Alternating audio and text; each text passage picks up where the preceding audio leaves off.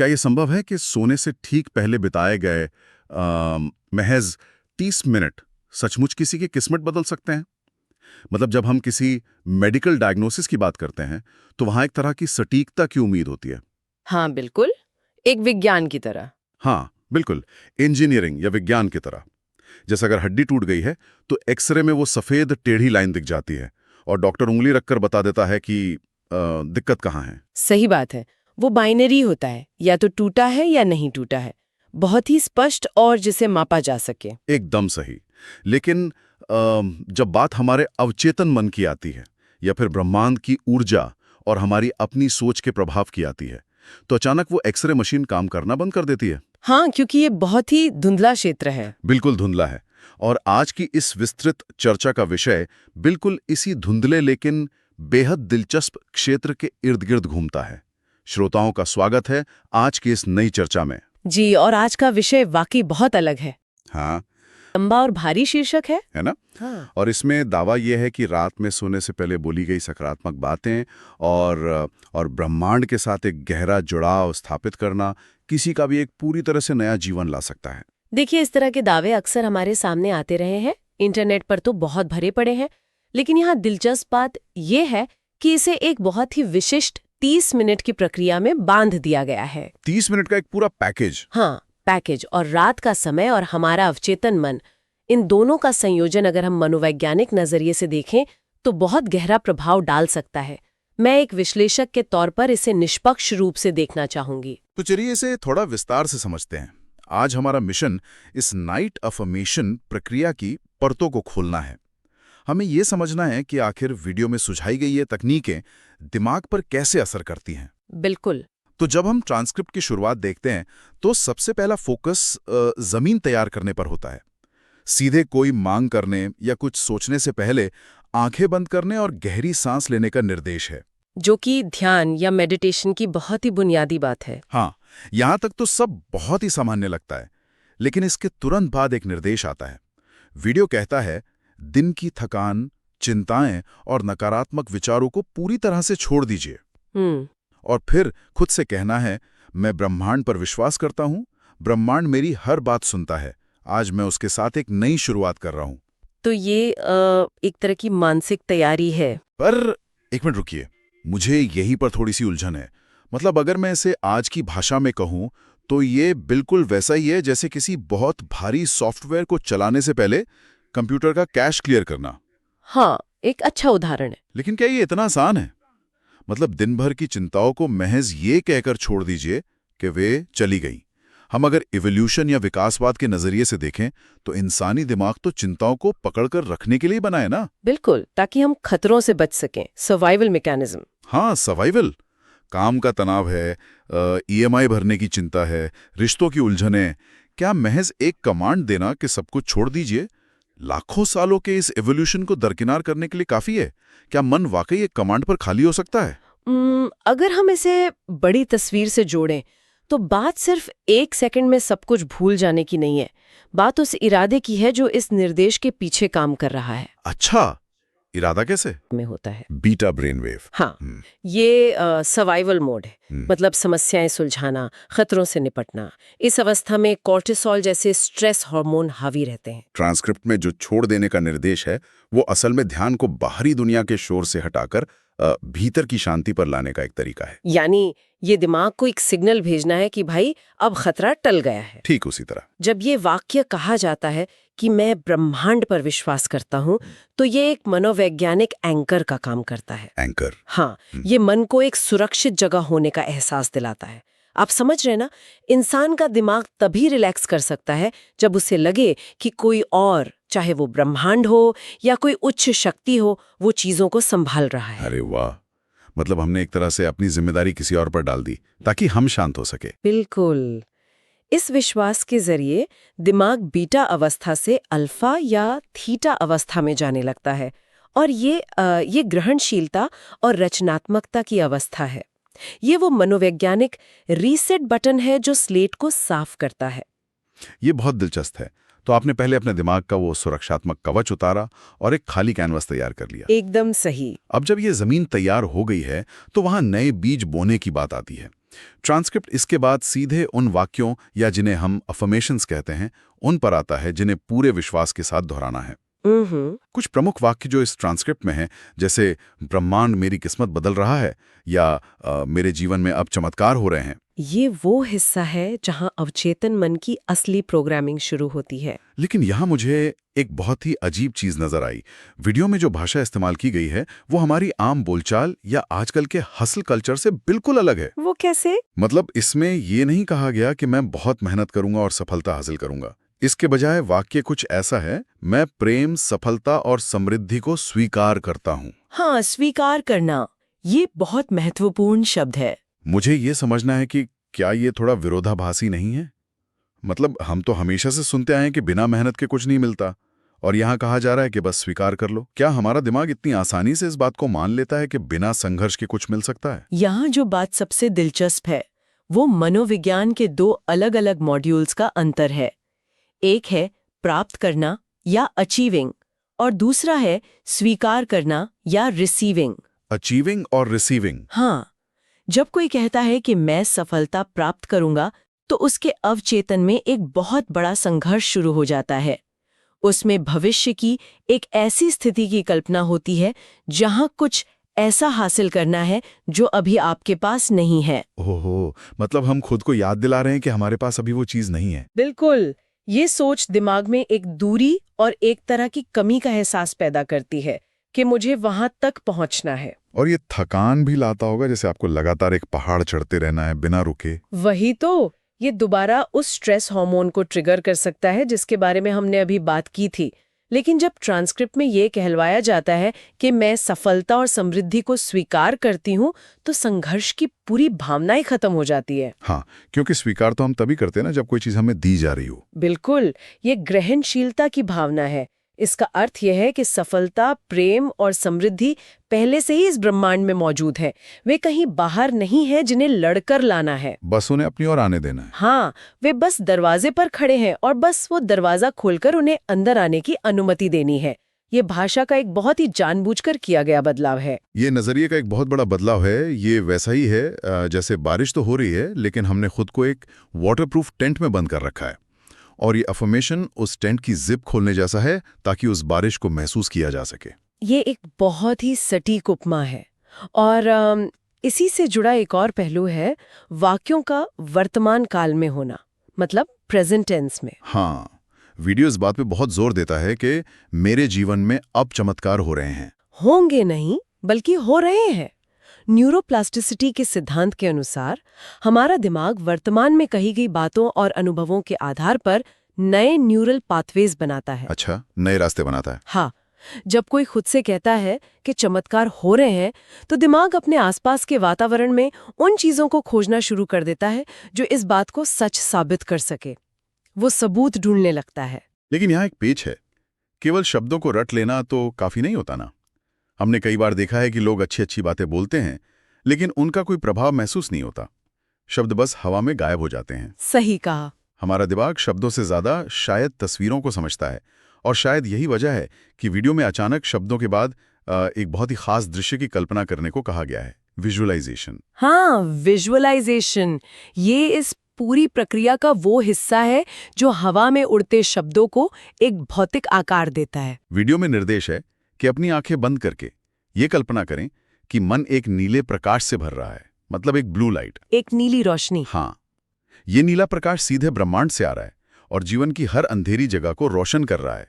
इसके बाद कल्पना करनी है कि सपने पूरे हो चुके हैं और जो कुछ भी आप बनना चाहते थे वो बन चुके हैं। अगर मैं इसे अपने दिमाग में चित्रित करूं तो ये बिल्कुल एक थिएटर के स्पॉटलाइट जैसा लगता है। मतलब थिएटर में चारों तरफ घुप अंधेरा है और अचानक एक तेज नीली रोशनी मंच के उस हिस्से पर पड़ती है जहां सबसे महत्वपूर्ण दृश्य चल रहा है। और उस रोशनी के बाहर का सारा अंधेरा, सारी चिंताएं, वो सब गायब हो जाती हैं। पूरा फोकस सिर्फ उस एक रोशन हिस्से पर आ जाता है। पर मेरे दिमाग में एक सवाल घूम रहा है, विशेष रूप से नीले प्रकाश का ही उल्लेख क्यों? मतलब स्रोत वो सफेद, सुनहरी या लाल रोशनी भी तो कह सकता था। वीडियो में इसका कोई स्पष्ट कारण नहीं बताया गया है, लेकिन ये एक बहुत ही रहस्यमयी और आकर्षक विवरण है। क्या इसके पीछे कोई विज्ञान या मनोविज्ञान है? देखिए, भले ही स्रोत ने इसका स्पष्टीकरण न दिया हो, लेकिन रंगों का हमारे मनोविज्ञान और शरीर विज्ञान पर बहुत गहरा असर होता है। अच्छा, कैसे? नीला रंग अक्सर शांति, गहराई, आकाश और अनंत ब्रह्मांड का प्रतीक माना जाता है। जब कोई नीले प्रकाश की कल्पना करता है तो यह पैरासिम्पैथेटिक नर्वस सिस्टम को सक्रिय करता है। पैरासिम्पैथेटिक, ये क्या करता है? ये हमारे हृदय गति को कम करता है और शरीर को रिलैक्स करता है। लाल रंग जहां उत्तेजना पैदा कर सकता है, वहीं नीला रंग मन को एक शीतलता और विस्तार का एहसास देता है। सोने से ठीक पहले के लिए यह सबसे बेहतरीन रंग है। ये तो शरीर की बात हो गई, लेकिन इस विजुअलाइजेशन का दिमाग पर क्या असर होता है? मतलब अंधेरे को नीली रोशनी से भरने का असल मतलब क्या है? दिमाग के अंदर एक रेटिकुलर एक्टिवेटिंग सिस्टम होता है, जिसे RAS भी कहते हैं। RAS, ठीक है। हाँ, यह एक फिल्टर की तरह काम करता है। दिन भर में हम लाखों चीजें देखते और सुनते हैं, लेकिन RAS तय करता है कि हमारे लिए क्या जरूरी है। जब वीडियो में ये कहा जाता है कि यह प्रकाश जीवन की हर अंधेरी जगह को रोशन कर रहा है, तो यह एक अमूर्त डर को एक ऐसा रूप दे रहा है जिसे रोशनी से मिटाया जा सकता है। अरे वाह, मतलब डर को एक ऐसा दुश्मन बना दिया जिसे हम हरा सकते हैं। बिल्कुल, और हमारा अवचेतन मन कल्पना और वास्तविकता के बीच का अंतर नहीं समझता। जब कोई पूरी भावना के साथ उस नीली रोशनी और सफल भविष्य की कल्पना करता है, तो वो असल में अपने RAS को रीप्रोग्राम कर रहा होता है। मतलब हम अपने दिमाग के फिल्टर को ये बता रहे हैं कि भाई अब हमें किन चीजों पर ध्यान देना है। एकदम सही। जब ये कल्पना की जाती है कि सपने पूरे हो चुके हैं, तो शरीर और मन उस पर ऐसे प्रतिक्रिया करते हैं जैसे वो सच में हो रहा हो। तो क्या हमारे अंदर के रसायन भी बदलते हैं? बिल्कुल, दिमाग में उसी तरह के रसायन स्रावित होते हैं जो असल सफलता मिलने पर होते। ये दिमाग को भविष्य की सफलता के लिए वर्तमान में ही तैयार कर देता है। ये एक बहुत ही शक्तिशाली उपकरण है। मतलब हमने मानसिक कैशे को साफ किया, ग्रहणशीलता के नए विचार डाले और फिर उन विचारों को नीली रोशनी के साथ दिमाग में एक स्पष्ट तस्वीर के रूप में पक्का कर लिया। हाँ, एक पूरा साइकोलॉजिकल सेटअप। अब इस 30 मिनट की यात्रा का अंतिम पड़ाव आता है और ये हिस्सा आभार और निद्रा के बारे में है। क्योंकि जब मानसिक चित्र पूरी तरह से बन जाता है, तो उस अवस्था को सहेजने का या लॉक करने का समय आता है। वीडियो में कहा गया है कि अब बदलाव के लिए ब्रह्मांड का धन्यवाद करें, ये विश्वास करें कि विचार बदल चुके हैं और यही विचार किस्मत को बदलेंगे। आभार व्यक्त करना। हाँ, जो घोषणाएं करनी है वो है, धन्यवाद ब्रह्मांड, मैं बदल चुका हूं, अब मेरी नई शुरुआत है, मैं तैयार हूं जीवन के सबसे सुंदर अनुभवों के लिए। बहुत ही सकारात्मक अंत है। और इसके बाद सीधे सोने का निर्देश है, लेकिन एक बहुत ही भारी भरकम लाइन के साथ। वीडियो कहता है कि आज की रात साधारण नहीं है, आज ब्रह्मांड खुद आपकी किस्मत को फिर से लिख रहा है। ये एक ऐसा विचार है जो इंसान को एक गहरी सुरक्षा की भावना के साथ नींद की ओर ले जाता है। पर मुझे यहाँ थोड़ा रुकना होगा। एक बहुत क्रिटिकल सवाल है मेरे मन में, क्या ये एक तरह का एस्केपिज्म नहीं है? मतलब अपनी जिम्मेदारी से भागना? मैं समझ रही हूँ आप क्या कह रहे हैं। जब ये कहा जाता है कि ब्रह्मांड खुद किस्मत को फिर से लिख रहा है, तो क्या हम अपना सारा बोझ उठाकर किसी और के कंधों पर नहीं डाल रहे हैं? मैंने 30 मिनट कुछ वाक्यों को दोहराया, नीली रोशनी देखी और अब मैं सो रहा हूं ये सोचकर कि किस्मत बदलने का काम अब मेरा नहीं, ब्रह्मांड का है। क्या ये इंसान को कर्महीन नहीं बना देगा? ये एक बहुत ही वैध और महत्वपूर्ण सवाल है। सतह से देखने पर हाँ, ये जिम्मेदारी से भागने जैसा लग सकता है, लेकिन अगर हम इस पूरी प्रक्रिया के मनोवैज्ञानिक ढांचे को गहराई से समझें, तो ये इसे एक साझेदारी के रूप में प्रस्तुत कर रहा है। पार्टनरशिप, साझेदारी, जहां एक पक्ष मजे से सो रहा है और दूसरा किस्मत लिख रहा है। असल में व्यक्ति का काम ये नहीं है कि वो कुछ भी ना करे। अच्छा, व्यक्ति का काम ये है कि वो अपने अंदर के विचारों को बदले, अपने डर का सामना करे, मानसिक स्पष्टता लाए और आभार व्यक्त करे। ये अपने आप में एक बहुत बड़ा और थका देने वाला आंतरिक काम है। ये बात तो है, खुद को बदलना आसान नहीं है। बिल्कुल। और जब ट्रांसक्रिप्ट कहता है कि ब्रह्मांड किस्मत लिख रहा है, तो ये मनोविज्ञान की भाषा में नियंत्रण छोड़ने की प्रक्रिया है, जिसे हम लेटिंग गो कहते हैं। नियंत्रण छोड़ना। हाँ, इंसान की सबसे बड़ी परेशानी क्या है यही कि वो हर छोटी बड़ी चीज को नियंत्रित करना चाहता है। हाँ, ये इल्यूजन ऑफ कंट्रोल बहुत सारा तनाव पैदा करता है। हाँ, हम सब कुछ अपने हिसाब से चलाना चाहते हैं। और रात के समय जब सोने का वक्त होता है, ये विचार कि मैंने अपना काम कर दिया है, अब बाकी काम एक बड़ी शक्ति संभालेगी, व्यक्ति को एक गहरी मानसिक शांति देता है। पानी को आप जितनी जोर से मुट्ठी में पकड़ने की कोशिश करेंगे, वो उतनी ही तेजी से फिसलेगा। अरे वाह! तो ये असल में उस ओवरथिंकिंग को रोकने का तरीका है जो हमें रात में करवटें बदलने पर मजबूर करती है। बिल्कुल सही पकड़े आप। जब किसी को लगता है कि सब कुछ सिर्फ उसके ही कंधों पर है, तो शांतिपूर्ण नींद आना लगभग असंभव है।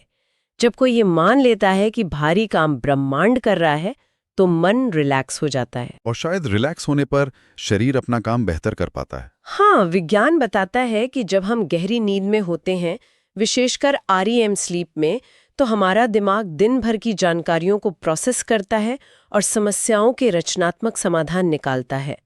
एक तनाव मुक्त नींद अगले दिन एक बेहतर शुरुआत की नींव रखती है। ये बहुत ही तार्किक है। मतलब आप अपनी चिंताओं का बोझ एक बड़ी शक्ति को सौंप देते हैं और कहते हैं कि अब ये मेरा सरदर्द नहीं है। और शायद इसीलिए वीडियो ये वादा करता है कि सुबह जब आंख खुलेगी तो एक नया जीवन इंतजार कर रहा होगा। हाँ, ये सुबह के लिए एक तरह की मनोवैज्ञानिक प्राइमिंग है। दिमाग को ये निर्देश देकर सुलाया जा रहा है कि सुबह उठने पर समस्याओं के बजाय अवसरों को खोजना है। और ध्यान देने वाली बात यह भी है कि वीडियो के अंत में इसे हर रात सुनने का आग्रह किया गया है। चैनल को सब्सक्राइब करने और रोज यह अभ्यास करने को कहा गया है। ये महज एक रात का चमत्कार नहीं है। हाँ, जाहिर है न्यूरल पाथवेज एक दिन में नहीं बनते।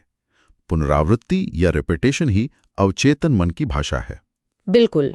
जितनी बार उस नीली रोशनी और सकारात्मक शब्दों की कल्पना की जाएगी, वे धीरे धीरे सामान्य सोचने के तरीके का हिस्सा बनते जाएंगे। अवचेतन मन किसी भी नई चीज को तब तक नहीं अपनाता जब तक उसे बार बार साबित ना किया जाए, इसलिए ये एक आदत बनाने की बात है। तो अगर हम इस पूरी विस्तृत चर्चा को संक्षेप में समेटें, डिवाइन स्पार्क्ड विदिन का ये 30 मिनट का वीडियो महज कुछ अच्छे वाक्यों का संग्रह नहीं है। नहीं, ये उससे कहीं ज्यादा है। ये एक बहुत ही स्ट्रक्चर्ड मनोवैज्ञानिक प्रक्रिया है। सबसे पहले मानसिक तैयारी के जरिए दिन भर के सर्वाइवल मोड से बाहर आना। दूसरा, सकारात्मक वाक्यों के जरिए संघर्ष की मानसिकता को छोड़कर ग्रहणशील मोड में आना। तीसरा, एक नीले प्रकाश की विजुअलाइजेशन के जरिए अमूर्त विचारों को एक ठोस रूप देना और दिमाग के फिल्टर यानी RAS को रीप्रोग्राम करना। और अंत में आभार व्यक्त करके नियंत्रण की उस झूठी भावना को छोड़ देना, ताकि एक गहरी शांतिपूर्ण नींद आ सके और दिमाग अपना काम कर सके। ये दिन को खत्म करने का एक ऐसा तरीका है जहां कोई भी इंसान अपने सारे डर और नकारात्मकता को पीछे छोड़कर पूरी उम्मीद के साथ अगले दिन का स्वागत करने के लिए तैयार होता है। लेकिन श्रोताओं के लिए सोचने वाली बात है, और ये एक ऐसा विचार है जो इस पूरी चर्चा के दौरान मेरे मन में बार बार उभर कर सामने आया। बताइए। स्रोत का दावा है कि जब ये प्रक्रिया पूरी होती है तो ब्रह्मांड किस्मत को फिर से लिख रहा होता है। अब जरा बड़ी तस्वीर पर नजर डालें। अच्छा? अगर हर रात हजारों या लाखों लोग ठीक इन्हीं 30 मिनट के निर्देशों का पालन करते हैं, ठीक इन्हीं शब्दों को दोहराते हैं और ब्रह्मांड से अपनी किस्मत फिर से लिखने को कहते हैं, तो क्या हम सभी एक ही तरह की सफलता और एक ही तरह की मंजिल की ओर बढ़ रहे हैं? ये एक बहुत ही गहरा सवाल है ना? क्या उस नीली रोशनी के पीछे ब्रह्मांड के पास हम में से हर एक के लिए नए जीवन का कोई बिल्कुल अलग, अनोखा और कस्टमाइज्ड ब्लूप्रिंट मौजूद है, जो सिर्फ हमारी अपनी व्यक्तिगत सच्चाई और हमारे अपने अनुभवों से मेल खाता है? या फिर हम सभी एक ही सांचे में ढली हुई सफलता मांग रहे हैं? ये वाकई सोचने पर मजबूर करता है कि हमारी सफलता की परिभाषा हमारी अपनी है या कहीं और से आई है। बिल्कुल। और यही वो सवाल है जिसके साथ आज की इस गहरी चर्चा को हम यहीं विराम देते हैं। उम्मीद है कि इस विश्लेषण ने सोचने के कुछ नए नजरिए जरूर दिए होंगे। मुझे भी यही उम्मीद है। भविष्य में ऐसे ही किसी अन्य दिलचस्प स्रोत के साथ नई खोज करने और उसकी परतों को खोलने के लिए हम फिर मिलेंगे। तब तक के लिए विचार करते रहिए।